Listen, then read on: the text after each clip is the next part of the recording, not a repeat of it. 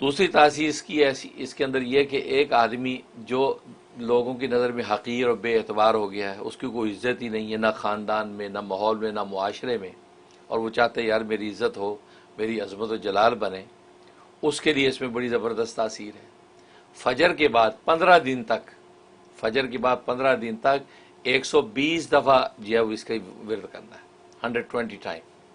120 دفعہ یہ فجر کے بعد کہ 15 دن کے اندر اللہ تبارک و تعالی اس کو عزت و عظمت ایسی عطا فرمائیں گے کہ اس کی پیشانی پر گویا کہ آثار رحمت ٹپکیں گے، سبحان اور ایسا چہرے پہ اللہ تبارک و تعالی اس کی ایک ایسی معصومیت اور محبت ڈال دیں گے کہ جو اس کو دیکھے گا اس کو اپنا دوست بنا لے گا، اس کا دوست بن جائے گا، اس کو اپنا دوست بنا لے گا، ایسی کیفیت اس کے اوپر آثار، اور چہرہ اس کا ہے ایسا آثار رحمت سے روشن ہو جائے گا۔ 15 دن کرنا ہے 120 دفعہ فجر کے بعد، تو وہ جو ہے لوگوں کی نظر میں کہاں حقیر تھا اور ایسا معزز ہو جائے گا کہ حیران۔ یہ دوسری تاثیر۔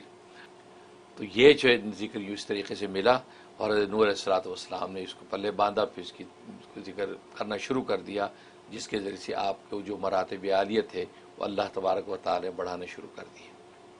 یہ وہ مبارک ذکر ہے اور بہت زبردست اس کی تاثیر ہے، اور یہ ذکر ہے یا الہ العالیتی الرفیع جلالہ یا الہ، اسکرین کے اوپر آ رہا ہوگا، یا الہ العالیتی، یا الہ العالیتی، اے مجازی اور باطل معبودوں کے معبود برحق، یعنی اللہ کو پکار رہا ہے،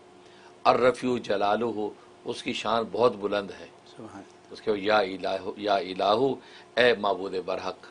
کہ یہ وہ ذکر ہے تو جیسے نوح علیہ السلام کو ملا، اور جناب جس کے ذریعے سے ان کے معجزات کی تکمیل ہوتی تھی، اور ظاہر ہے کہ اس کے اندر کتنی طاقت ہے کہ اسی ذکر کے ذریعے سے حضرت نوح علیہ السلام جب دعا کی اللہ تعالیٰ سے تو کیا ہوا، رب لا تذر علی الارض من الکافرین دیارا، روئے زمین پر ایک کافر کا گھر نہ بچے۔ آپ نے دیکھا کہ ایسا ہولناک طوفان آیا کہ کائنات میں ایسا طوفان نہیں آیا۔ یہ بہت طاقتور نام ہے۔